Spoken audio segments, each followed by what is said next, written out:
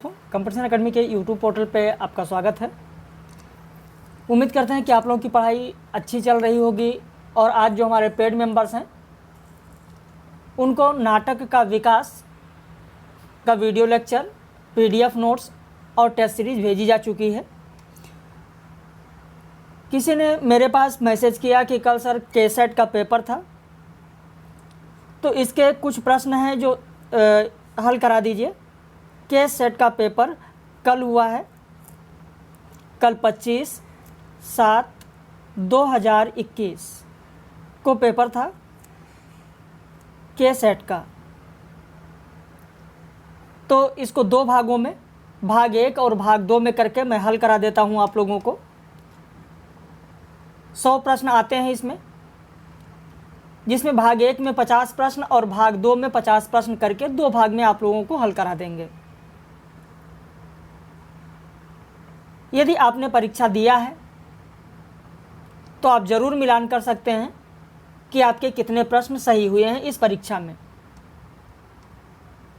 यदि आप भी हमारे साथ जुड़ना चाहते हैं, पेड बैच ज्वाइन करना चाहते हैं, तो जो भी नए लोग हैं जो वीडियो देख रहे हैं, UPHESC UGC NET JRF का बैच अगर आप ज्वाइन करना चाहते हैं तो आप ज्वाइन कर सकते हैं। उसके लिए यहाँ पर मैं नंबर लिख दे रहा हूँ 8052, ये देख लीजिए नंबर मैं लिख दे रहा हूँ। इस नंबर पर फ़ोन करके या व्हाट्सएप करके फ़ीस और सारी जानकारी ले सकते हैं। गुरु पूर्णिमा के अवसर पर फ़ीस में मैंने 25% की कमी कर दी थी। उस दिन बहुत सारे लोगों ने एडमिशन ले लिया है। यदि आप भी लेना चाहते हैं एडमिशन तो इस नंबर पर फ़ोन करके या व्हाट्सएप करके फ़ीस और सारी जानकारी ले सकते हैं। तो चलिए शुरू करते हैं बगैर देर किए हुए। प्रश्न संख्या 1, किस कवि को प्रगतिवादी धारा के सुमित्रानंदन पंत माना जाता है? भले ही इसमें निशान जो लगे हुए हैं उन निशान पर आपको ध्यान नहीं देना है। जिसने भी पेपर हल किया है फ़ोटो लेकर भेज दिया है, लेकिन इसमें बहुत सारे प्रश्न हैं जो गलत लिखे हुए, गलत निशान लगे हुए हैं, तो उस निशान पर आपको नहीं जाना है। प्रश्न संख्या 1 का उत्तर होगा आपका डी, केदारनाथ अग्रवाल। केदारनाथ अग्रवाल ऐसे प्रगतिवादी विचारधारा के कवि हैं जिन्होंने जो भी रचनाएं की हैं उनके अक्सर रचनाओं में प्रकृति का सुंदर और साथ में मानव चेतना का, मानव विकास का समन्वय देखने को मिलता है। इसीलिए उनको प्रगतिवादी धारा के सुमित्रानंदन पंत कहा जाता है। दूसरा प्रश्न है, अन्या से अनन्या किस विधा की रचना है? सही लगा हुआ है यहाँ निशान, आत्मकथा है, प्रभा खेतान का। अन्या से अनन्या प्रभा खेतान का आत्मकथा है। भयानक रस किस रंग से संबंधित है? अब इस प्रश्न का उत्तर आयोग के ऊपर निर्भर करता है कि वह किसे मानता है। वह कृष्ण रंग को मानता है या श्याम रंग को मानता है। कारण उसका यह है कि भयानक रस के वर्ण की अगर बात करें तो भरत मुनि ने कृष्ण वर्ण माना है और भानुदत्त ने श्याम वर्ण माना है। तो इनमें से आयोग भरत मुनि के कथन के अनुसार मानता है ए उत्तर, या भानुदत्त के अनुसार डी मानता है। तो प्रश्न संख्या 3 में या तो ए होगा या तो डी होगा। बहरहाल इसमें कहीं नाम का उल्लेख नहीं है, भरत मुनि या भानुदत्त। प्रश्न संख्या 4 देखें, रति का कंगन के रचयिता कौन है? प्रश्न संख्या 4 आपका उत्तर हो जाएगा डी, सुरेंद्र वर्मा। रति का कंगन किस विधा की रचना है? तो यह सुरेंद्र वर्मा का नाटक है, नाटक विधा की रचना है रति का कंगन। अगला प्रश्न, मार्कंड के उपन्यास अग्निवीज किस विधा की रचना है? आपका उत्तर होगा यह एक जनवादी रचना है। अगला प्रश्न, प्रश्न संख्या 6 देखें, सींगा की काव्य भाषा कौन सी थी? सही उत्तर होगा डी, निमाड़ी थी। अगला प्रश्न, उस पौरुषपूर्ण समय में किसकी रचना है? आपका उत्तर होगा कात्यायनी। देखिए बहुत सारे प्रश्न ऐसे आते हैं जो आपके पाठ्यक्रम में उनका नाम नहीं है, फिर भी हिंदी साहित्य के इतिहास से प्रश्न पूछ लिए जाते हैं। वर्तमान समय की जो भी रचनाएं हैं, जो भी प्रकाशित हुई हैं, उनके बारे में पूछ लिया जाता है। अब मुझे लगता है कि कात्यायनी के बारे में बहुत सारे लोगों को नहीं पता होगा। जो यूपी वाले हैं, खासकर गोरखपुर वाले, वो ध्यान दें, कात्यायनी का जन्म 7 मई 1959 को उत्तर प्रदेश के गोरखपुर में हुआ। उस पौरुषपूर्ण समय में जो लिखा हुआ है, तो उस नहीं है, बल्कि सही अगर देखा जाए तो होगा इस पौरुषपूर्ण समय में। कात्यायनी की आप देखेंगे तो 4 रचनाएं हैं, 4 इनका कविता संग्रह है। 7 भाइयों के बीच चंपा, दूसरा है इस पौरुषपूर्ण समय में, तीसरा है जादू नहीं कविता, और चौथा है फुटपाथ पर कुर्सी।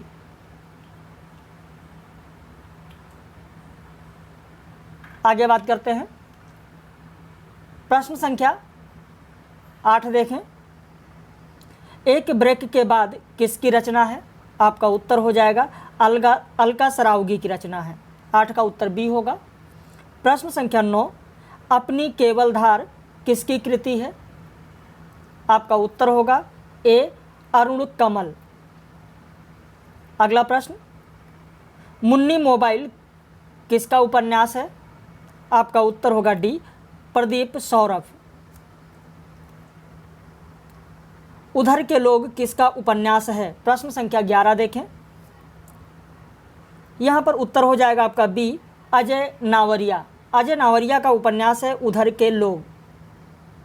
कुछ ख्वाबों में कुछ ख्यालों में यह संस्मरण किसका है? प्रश्न संख्या 12 के सेट में आया हुआ प्रश्न 12 जो लिखा है यह गलत है, क्योंकि 4 के चारों विकल्प गलत हैं। कुछ ख्वाबों में कुछ ख्यालों में जो संस्मरण है वह शंकर दयाल सिंह का। आप अगर कहीं लिखना चाहें या आयोग में अपनी शिकायत दर्ज कराना चाहें, जो कैसेट वाले लोग हैं वो ध्यान दें। प्रश्न संख्या 12, कुछ ख्वाबों में कुछ ख्यालों में संस्मरण शंकर दयाल सिंह का है। शंकर दयाल सिंह। अगला प्रश्न, सर्वभूत को आत्मभूत करके अनुभव करना ही काव्य का चरम लक्ष्य है। बी विकल्प होगा आचार्य रामचंद्र शुक्ल। प्रश्न संख्या 14, किस शब्द शक्ति की प्रतीति सबसे पहले होती है? तो सबसे पहले होगा आपका अविधा, और उसके बाद में होगा लक्षणा, फिर होगा व्यंजना। भाषा योग वशिष्ठ किसकी रचना है? तो रामप्रसाद निरंजनी का है। अगला प्रश्न, राहुल सांकेत्यायन ने आदिकाल को किस नाम से संबोधित किया है? आपका उत्तर होगा सिद्ध सामंत काल। उत्तर योगी किसकी रचना है? आपका उत्तर हो जाएगा शिव प्रसाद सिंह की रचना है उत्तर योगी। उदित उदयगिरी मंच पर रघुवर बाल पतंग, इसमें कौन सा अलंकार होगा? आपका उत्तर होगा डी उपमा अलंकार। किसका मत भुक्तिवादी के नाम से जाना जाता है? बहुत बार इसको मैंने कराया है आप लोगों को, और मुझे लगता है कि यह प्रश्न जो हमारे पेड मेंबर्स हैं उनको रटा ही होगा। उत्तर हो जाएगा भट्ट नायक। भट्ट नायक का भुक्तिवाद है। भट्ट लोल्लट की अगर बात करें तो उत्पत्तिवाद है, जिसे आरोपवाद भी कहा जाता है। शंकुक का अनुमितिवाद है, और अभिनव गुप्त का अभिव्यक्तिवाद है। अगला प्रश्न, अज्ञे के इत्यलम का चौथा खंड कौन सा है? यहां पर आप देखें, आपका उत्तर हो जाएगा सी वंचना के दुर्ग। अब आपके मन में यह भी सवाल उठता होगा कि अज्ञे के इत्यलम में कुल खंडों की संख्या है कितनी? मैं आपको बता दूं, कुल खंडों की संख्या 5 है, जिसमें पहला खंड है भग्नदूत, दूसरा है बंदी स्वप्न, तीसरा है हियहारिल, चौथा है वंचना के दुर्ग, और 5वां होगा मिट्टी की ईहा। तो प्रश्न संख्या 20 का उत्तर हो जाएगा आपका सी वंचना के दुर्ग। गिरिजा कुमार माथुर का पहला काव्य संग्रह कौन सा है?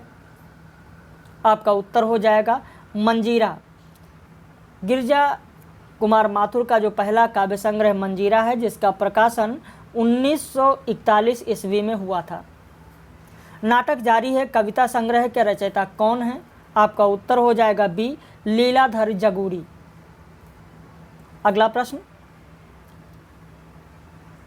सन 1824 में कौन से प्रेस की स्थापना हुई? आपका उत्तर होगा कलकत्ता एजुकेशन प्रेस। अगला प्रश्न, हमारा शहर उस वर्ष किसकी रचना है? आपका उत्तर हो जाएगा बी, गीतांजलि श्री की। इनका जन्म 12 जून 1957 ईस्वी में मैनपुरी में हुआ था। इनकी पहली कहानी गीतांजलि श्री से अक्सर अब प्रश्न पूछे जाते हैं, जितनी भी परीक्षाएं होती हैं लगभग हर परीक्षा में इनसे प्रश्न आते हैं, तो इनके बारे में थोड़ा सा जान लें कि इनकी पहली कहानी बेलपत्र। पहली कहानी कौन सी है? ध्यान दीजिएगा, तो इनकी पहली कहानी है बेलपत्र। बेलपत्र किस पत्रिका में प्रकाशित हुई थी? तो इनकी पहली कहानी जो बेलपत्र थी वो 1987 ईस्वी में हंस पत्रिका में प्रकाशित हुई थी। बेलपत्र पहली कहानी गीतांजलि श्री का 1987 ईस्वी में हंस पत्रिका में प्रकाशित हुई। ये जो उपन्यास लिखा हुआ है हमारा शहर उस बरस, इसके अलावा गीतांजलि श्री के और भी उपन्यास, जैसे माई उपन्यास भी इनका है, तिरोहित उपन्यास भी गीतांजलि श्री का है, खाली जगह भी इन्हीं का उपन्यास है, रेत समाधि नाम सुना होगा, रेत समाधि भी गीतांजलि श्री का ही उपन्यास है। इनके जो कहानी संग्रह हैं उनसे भी कभी कभी प्रश्न पूछे जा सकते हैं। गीतांजलि श्री के कहानी संग्रह जो बहुत ही प्रमुख हैं, जैसे यहाँ हाथी रहते हैं, यहाँ हाथी रहते हैं, दूसरा माँ और सकूरा, तीसरा वैराग्य, चौथा मार्च और पांचवा अनुगूंज। तो ये सब कहानी संग्रह भी गीतांजलि श्री की है। फोर्ट विलियम कॉलेज की स्थापना किसने की थी? तो लॉर्ड वेलेजली ने किया था। प्रोग्रेसिव राइटर्स एसोसिएशन नामक संस्थान का प्रथम अधिवेशन कहाँ हुआ था? आपका उत्तर हो जाएगा ए, लंदन में हुआ था। अगला प्रश्न,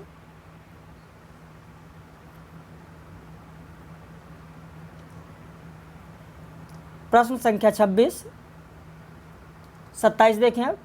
किस काव्य कृति में दिनकर की प्रकृति और प्रवृत्ति दोनों का आकार मिलता है? तो दिनकर जी की दो रचनाएं हैं, दो ऐसी रचनाएं हैं जिनमें प्रकृति और प्रवृत्ति दोनों का आकार मिलता है। एक तो है कुरुक्षेत्र और दूसरा है उर्वशी। तो यहाँ पर विकल्प में कुरुक्षेत्र मिल रहा है, आपका उत्तर कुरुक्षेत्र होगा। अगर कुरुक्षेत्र ना होता, उर्वशी होता, तो आपका उत्तर उर्वशी होता। पश्चिमी हिंदी की उपभाषा कौन सी है? आपका उत्तर होगा डी, बुंदेली। भाई खड़ी बोली, हरियाणवी, ब्रज, बुंदेली, कन्नौजी, ये सब किसकी हैं? ये सब पश्चिमी हिंदी की उपभाषा हैं। डिंगल भाषा का संबंध किस साहित्य से है? आपका उत्तर होगा डी, राजस्थानी साहित्य से है। बेनजीर किस नाटक का पात्र है? आपका उत्तर होगा डी, बंधन अपने अपने। अगला प्रश्न, साधारणीकरण की उद्भावना किस आचार्य ने की? तो साधारणीकरण के प्रवर्तक भट्ट नायक माने जाते हैं। आपका उत्तर होगा 31 का डी, भट्ट नायक। पद्माकर द्वारा रचित जगद्विनोद रचना में कितने प्रकरण हैं? बहुत ही महत्वपूर्ण प्रश्न है, 6 प्रकरण हैं। नय कुमार चरियू किसकी रचना है? आपका उत्तर हो जाएगा सी, पुष्पदंत की रचना है। प्रश्न संख्या 34, निम्न पंक्तियां किस रचना की हैं? औ मन जान कवित अस कीन्हा, मकु एह रहा जगत मह चीन्हा। उत्तर हो जाएगा डी, पद्मावत की पंक्ति है। लॉजिकल इन्वेस्टिगेशन किसकी रचना है? प्रश्न संख्या 35 देखें, आपका उत्तर हो जाएगा एडमंड हर्शल। पीयूष प्रवाह के संस्थापक कौन थे? आपका उत्तर हो जाएगा अंबिका दत्त व्यास। अंबिका दत्त व्यास का एक और भी पत्र है वैष्णव। वैष्णव के बारे में भी कभी कभी प्रश्न पूछा जाता है। वैष्णव और पीयूष प्रवाह पत्रिका ये दोनों अंबिका दत्त व्यास के हैं। अगला प्रश्न, प्रश्न संख्या 37। साहित्य इतिहास संरचना और स्वरूप किसकी रचना है? आपका उत्तर हो जाएगा सुमन राजे। बहुत हमने फैलाए धर्म बढ़ाया छूत अछूत का कर्म, यह पंक्ति किस नाटक का है? उत्तर होगा बी, भारत दुर्दशा नाटक। इसमें से बेचन शर्मा उग्र का प्रसिद्ध भावात्मक निबंध कौन सा है? उत्तर होगा आपका सी, गाली निबंध। अगला प्रश्न, हमारा प्रधान उपनिवेश यात्रा वृत्तांत के रचनाकार कौन है? उत्तर होगा ए, सेठ गोविंदास। सेठ गोविंदास का और भी जो यात्रा वृत्तांत है वह पूछा जाता है। हमारा प्रधान उपनिवेश के अलावा पृथ्वी परिक्रमा आपने नाम सुना होगा, जिसका प्रकाशन 1954 ईस्वी में हुआ। सुदूर दक्षिण पूर्व यात्रा वृत्तांत जिसका प्रकाशन 1951 ईस्वी में हुआ, यह भी पूछा जाता है। लेकिन सबसे पहले 1938 ईस्वी में हमारा प्रधान उपनिवेश नामक यात्रा वृत्तांत सेठ गोविंदास ने लिखा सबसे पहले, और उसके बाद में सुदूर दक्षिण पूर्व लिखा 51 में, पृथ्वी परिक्रमा 1954 में लिखा। इसमें से कौन सी कृति आत्मकथा है? तो आपका उत्तर हो जाएगा 41 का बी, अर्ध कथानक। पाहुन दोहा किसकी रचना है? उत्तर हो जाएगा सी, राम सिंह। उपासना बाउनी के रचयिता कौन है? इसे कई लोग गलत कर देते हैं, लेकिन यहाँ पर इन्होंने जो लगाया है वो सही लगाया है, अग्रदास। अग्रदास की रचना ज्ञान मंजरी है, ध्यान मंजरी है, अष्टयाम है, राम भजन मंजरी भी इन्होंने लिखा है, उपासना बाउनी लिखा, पदावली लिखा, तो ये सब अग्रदास की रचनाएं हैं। धूनी तपेतीर आदिवासी उपन्यास के रचयिता कौन है? उत्तर हो जाएगा हरिराम मीना। अगला प्रश्न, निम्न में से अलका सिन्हा का उपन्यास कौन सा है? अभी हाल ही में गोवा में इन्हें सम्मानित किया गया। उत्तर होगा डी, जी मेल एक्सप्रेस। मसाल उपन्यास के रचयिता कौन है? आपका उत्तर हो जाएगा सी, भैरव प्रसाद गुप्त। प्रश्न संख्या 47 देखें, निम्न पंक्तियां किस रचनाकार की हैं? तो यह आल्हाखंड की रचनाएं हैं। आपका उत्तर हो जाएगा बी, जगनिक। अगला प्रश्न, आवाज भी एक जगह है काव्यकृति के कवि कौन है? आपका उत्तर हो जाएगा सी, डबरेश मंगराल। किनकी वाणियों का भाषा संधा भाषा कही जाती है? सिद्धों की भाषा संधा भाषा कही जाती है। कौन सा वर्ण अर्ध समृद्ध है? यह भी प्रश्न गलत है। इसमें भी दो विकल्प हैं, बी और डी, क्योंकि ए और ओ यह दोनों अर्ध समृद्ध हैं। तो आयोग में अगर आप कंप्लेन करना चाहते हैं तो इस प्रश्न पर भी आप कर सकते हैं। तो इस तरीके से इस भाग में 50 प्रश्न मैंने कराया। अगले भाग में, भाग 2 में देखते हैं शाम तक या कल, जैसे ही समय मिलता है वैसे ही दूसरा भाग आप लोगों को करा देंगे, जिसमें 50 प्रश्न और आपको मिलेंगे। यदि आप हमारे साथ जुड़ना चाहते हैं तो ऊपर दिए गए नंबर पर फ़ोन करके, व्हाट्सएप करके फीस और सारी जानकारी ले सकते हैं। चैनल को सब्सक्राइब कर लें जो भी नए लोग हैं, ताकि जब भी वीडियो डाला जाए, पब्लिश किया जाए, तो उसका नोटिफिकेशन आप तक ज़रूर पहुँचे। अपनी प्रतिक्रिया, अपनी राय ज़रूर व्यक्त करें कमेंट में। बाकी हम लोग फिर मिलेंगे किसी दिन पब्लिश वीडियो के साथ।